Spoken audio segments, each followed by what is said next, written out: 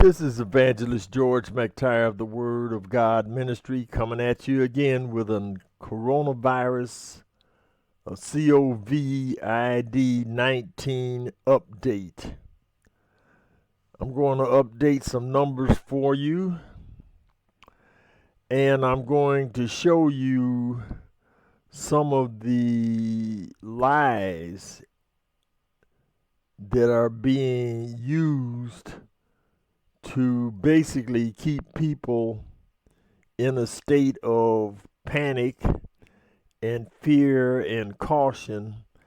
As we know, as in these times right now, a lot of states are starting to go against the mindset of staying in the house and so forth. In other words, people are starting to open businesses and things back up, which,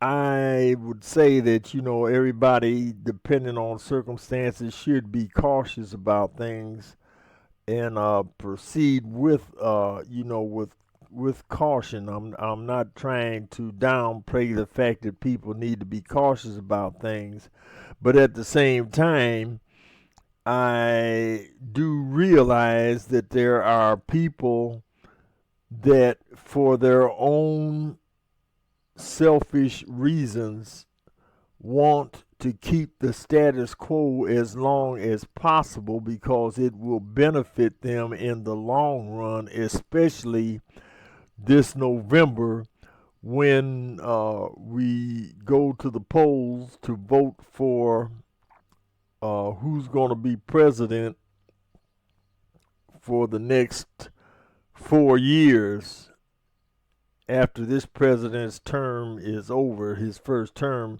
Hopefully he'll have a second term, but there are people out there whose desire is that in November of this year that we will elect somebody new, one of their somebody from their political side of the aisle to succeed President Trump. And the thing that we have to realize is this: these people have an agenda. They have been trying to, over the past, well, ever since this president took office, and even actually before he got in office, but from the time that he actually took office, they have done everything under the sun to get him out of office, and they have failed to do so. This is their this time now with this coronavirus. They're using this, and I would actually say that they colluded with China to essentially have this virus produced and to attack the United States, all for the purpose of destroying anything that this president has done over the course of the 3 years that he's already completed, so that he won't have anything to run on in November except for the fact of his incompetency of being able to deal with this virus. I'm going to reveal all of that to you in this short clip. And one of the things that I'm going to do is that I'm going to show you a so-called, when people say, we ought to listen to the scientists and the doctors and so forth. I was looking at Meet the Press yesterday. Today is April the 27th, 2020. This is Monday. Yesterday on the Meet the Press, the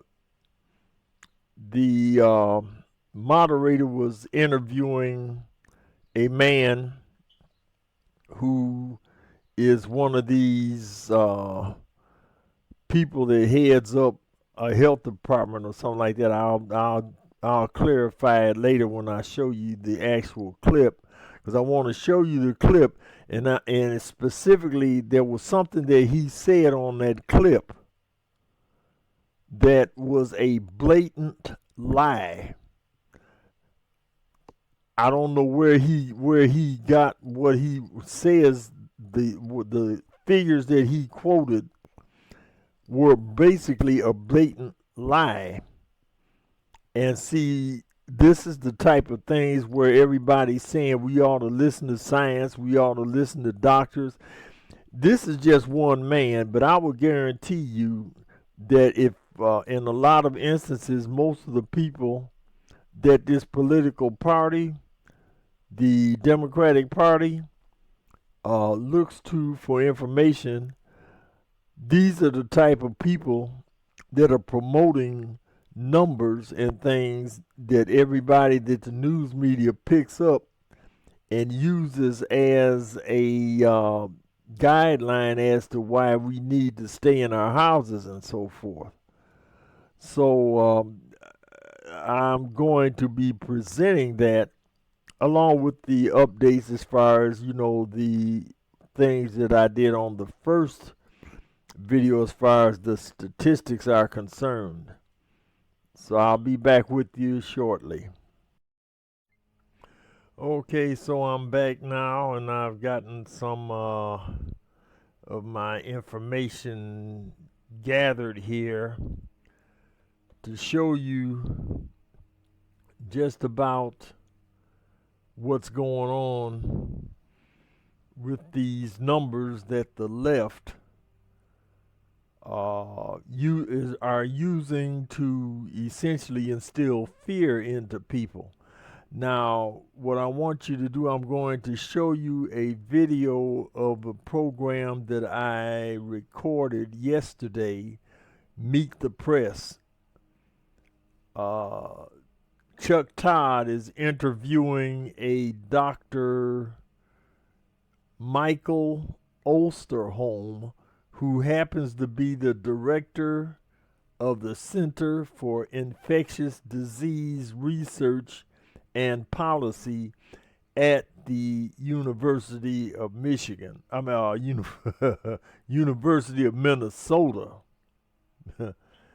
And I want you to listen closely to what he says about the percentages of people that are infected or have been infected with this virus.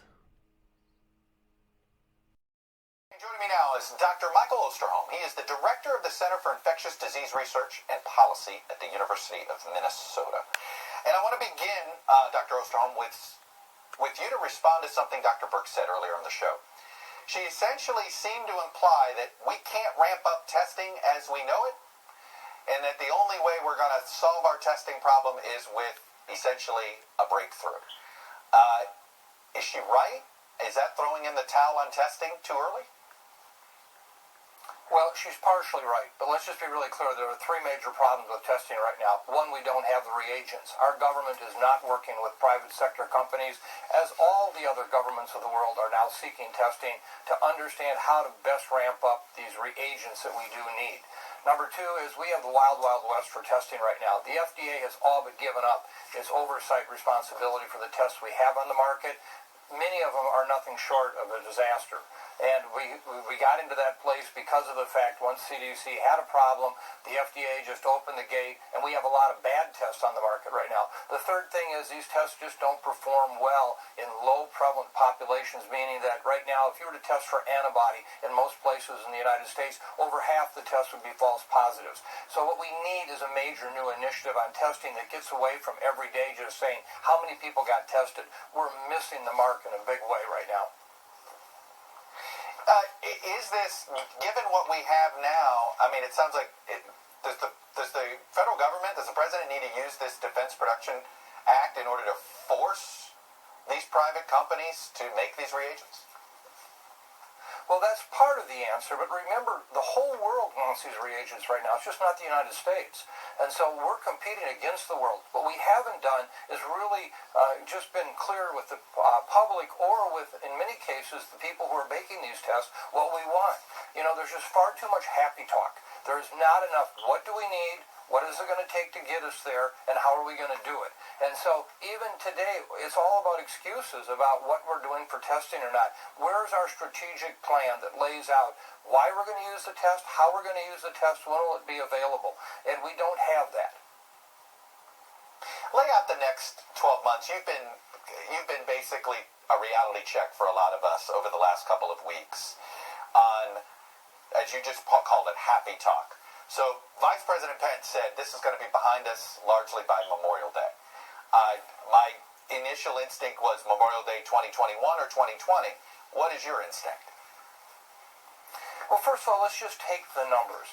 At most, 5 to 15% of the United States has been infected to date. With all the experience we've had so far, this virus is going to keep transmitting. It's going to keep trying to find humans to do what it does until we get at least 60 or 70% of the people infected. Okay, there you have it. You have the information from this individual on the program Meet the Press, which is a liberal program that helps promote the liberal agenda, which in turn means that when they call people up to appear on their show, it's usually to have them reinforce or project numbers and statistics and so forth. These are the so-called experts that the liberals use when they want to try to put out information to essentially keep everybody in check. Now, if you notice right at the end there, this Dr. Osterholm said, and I quote, that the percentage of cases in the United States are equal between 5% and 15%. What he is saying then is the number of people that are affected, both, I'm assuming that he's talking about over the course of the virus over these past 3 months or so that it's been, prominent in our society. I'm assuming he's talking about those that have the infection now and those that have had it and died, or those that have had it and are now free of it. In other words, they have completely recovered. And he says the percentage of the population that is like that, or, fits into that category, is between 5% and 15% of the population of this nation. Now, I'm going to show you how that is a bald-faced lie. First of all, by doing this. The population of the United States, as I have quoted before, and this is pretty much around the average, is 328 million people. 328 million people in the United States. Now, if we're going to use the figures that this expert that everybody supposedly is listening to, that's sitting up here on Meet the Press, talking to Chuck Todd, 5% of 328 million people is 16 million. 16 million people are 5% of the American population. If we're going to go up to 15%, the number is up to 49 million people. Now, with numbers like this, I wouldn't blame anybody for being scared and worried, and I would probably somewhat go along with the measures that they are taking to combat this virus if these numbers were as they are, 5% to 15%, or from 16 million to 49 million people. That is something to worry about. But as I said, that is a bald-faced lie. Any of you that looked at my first video knows that the numbers that I showed, according to this chart that I'm getting ready to put up, which now the numbers are different because, like I say, this particular website is an active website that keeps track of the numbers in real time, or is a live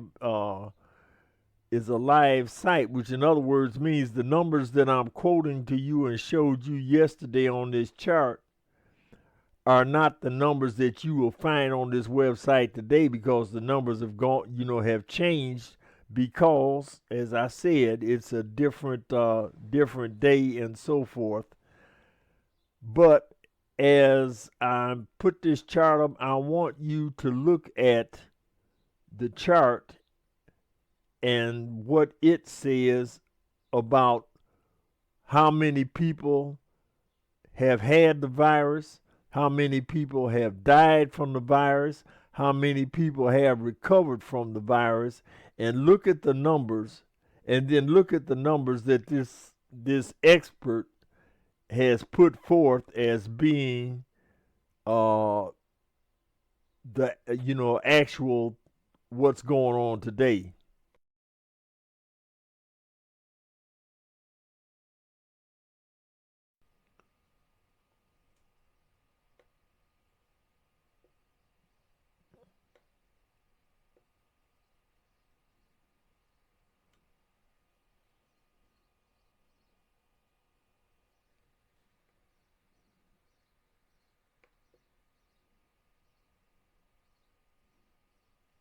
Okay, if you will notice,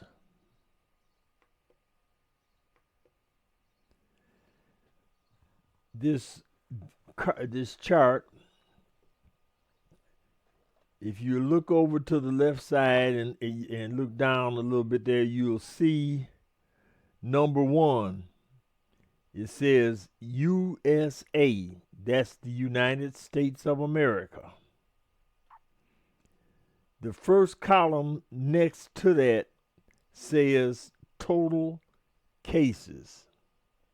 Now I want you to look at the number, which, like I say, today, if you were to go to that website, it would have probably a higher number because this is a different day.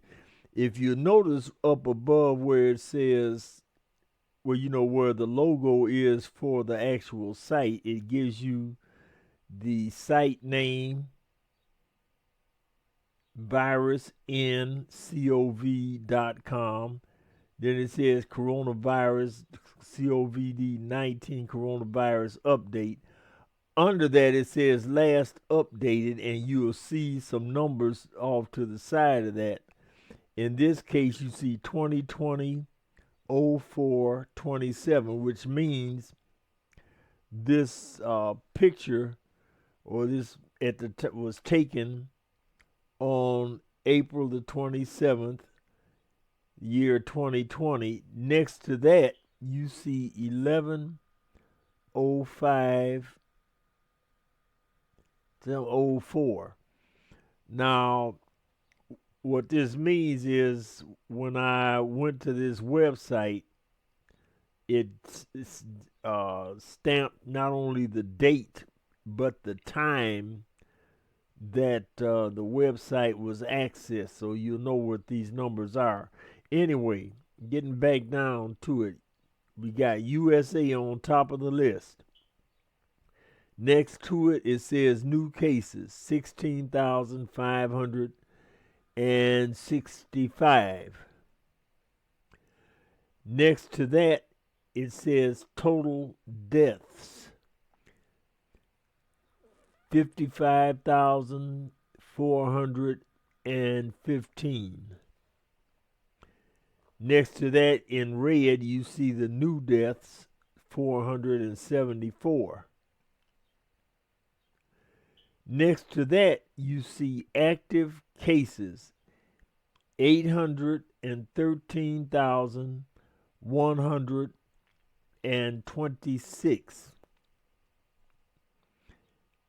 And the next column over, total recovered, 118,781. We're going to stop right there. Now, what is this saying? Well, if you will look at the total number of cases, now if you will look at the total number of cases that were total recovered, then you add the active cases, 813,000 something. So in other words, 118,781. Add to that 813,126 active cases, and then add the 55,415 deaths. You add all those numbers up and you will come up with the total cases. So in other words, when we're looking at total cases, we're looking at everybody that has the virus now, everybody that has recovered from the virus, and everybody that has died from the virus. You add those numbers up and you will come pretty close to this total number of cases. Now, what's the first thing that you recognize by this total cases? That's not even 1 million people. It might be 1 million now because, like I say, this was recorded yesterday, shortly after I looked at the taping of Meet the Press and saw what this man said. And then when I went to check it out, these are the numbers I came up with. So in other words, what am I saying? What I'm saying essentially is we're being lied to. We're being lied to by the liberal media and the Democrats and their so-called experts. Why? So they can do one thing, and that's instill fear into the American people to get us to do what they want us to do.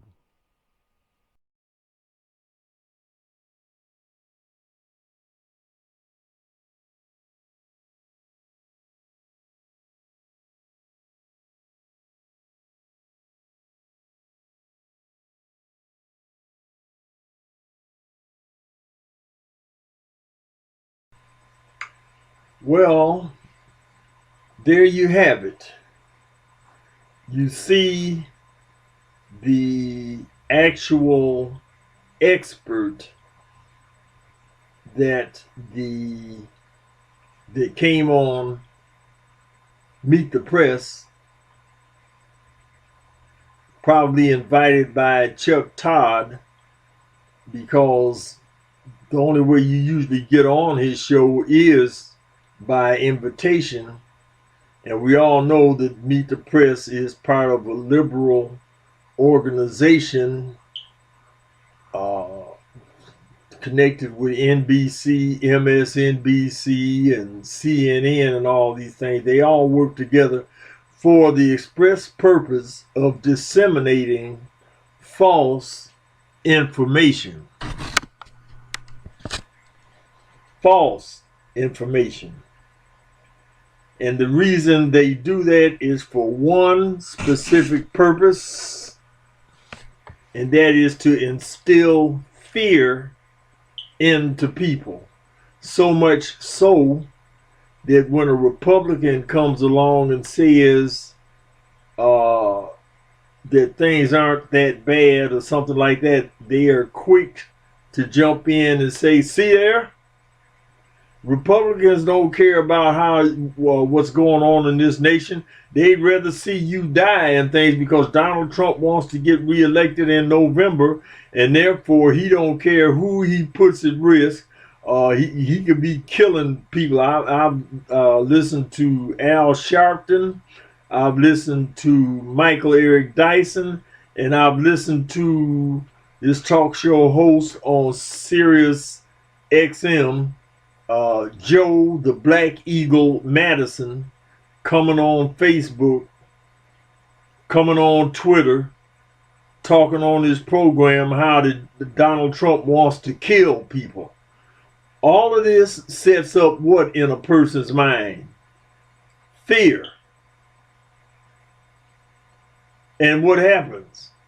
The people go out and do just exactly what the Democratic Party wants to do or wants them to do, and that is stay at home, don't go to work, don't do this, don't do that.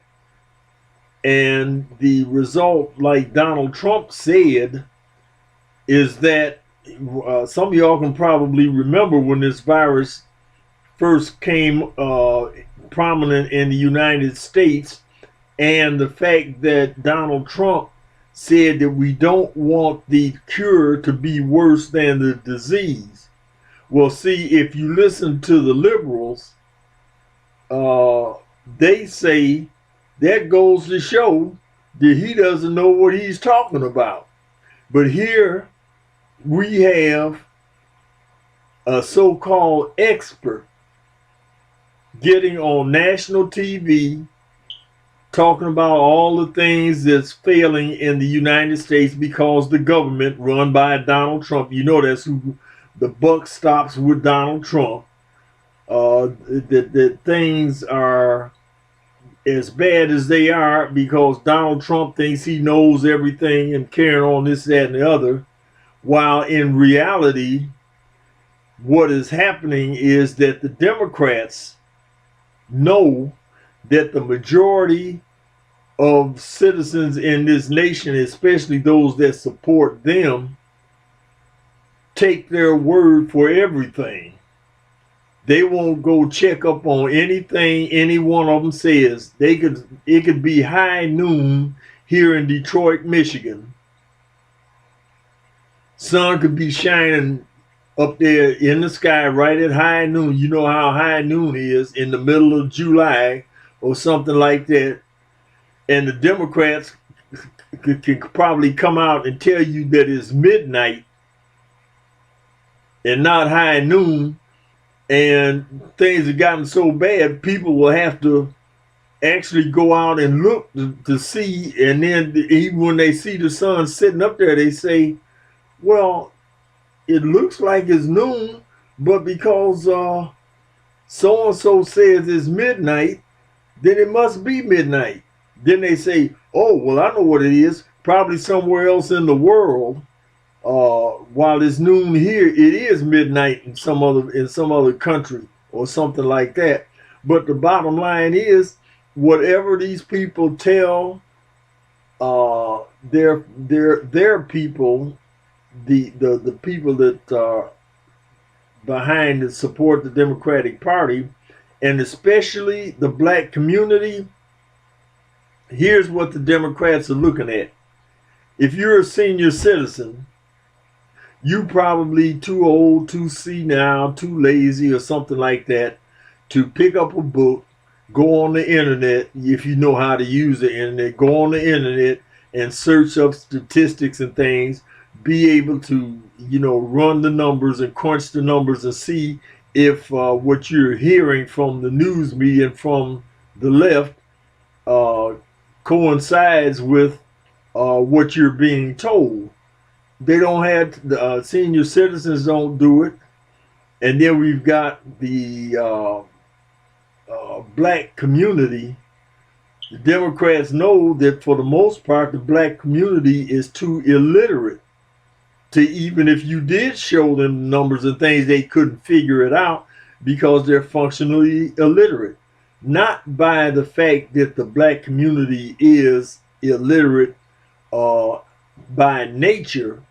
It's because of the fact that for the most part, the majority of the black community was educated in public school systems, which were run basically by liberal Democrats and their followers and organizations. Consequently, those schools intentionally undereducated the black community. Therefore, the black community can't, investigate things or check things out to see whether they're right, because they don't have the mind to do it, because it's been corrupted. They have essentially, the black community has been indoctrinated to not think for themselves, but to let other people think for them. And then, as if that's not bad enough, we got these preachers that happen to be leaders in our community: the Jesse Jacksons, the Al Sharptons, the Michael Eric Dysons, and such. I could keep on naming names, and I'd probably skip over some names. But any preacher, like I'm gonna say it again, any preacher that's telling you to go out and support the Democratic Party, that person is aligned with the devil. They're being paid off by the Democratic Party to give you that information, so much so to the point that actually, if you look at the fact that the position of the Democratic Party is that they are at war with Jesus Christ, or at war with Christianity, why would any preacher that claims that they are saved, sanctified, filled with the Holy Ghost, speaking in tongues and doing all that other stuff, but yet and still they turn around and tell you to go vote for a political party's candidates for any office, knowing that the policies and things of that particular party are 180 degrees out of sync with what God says?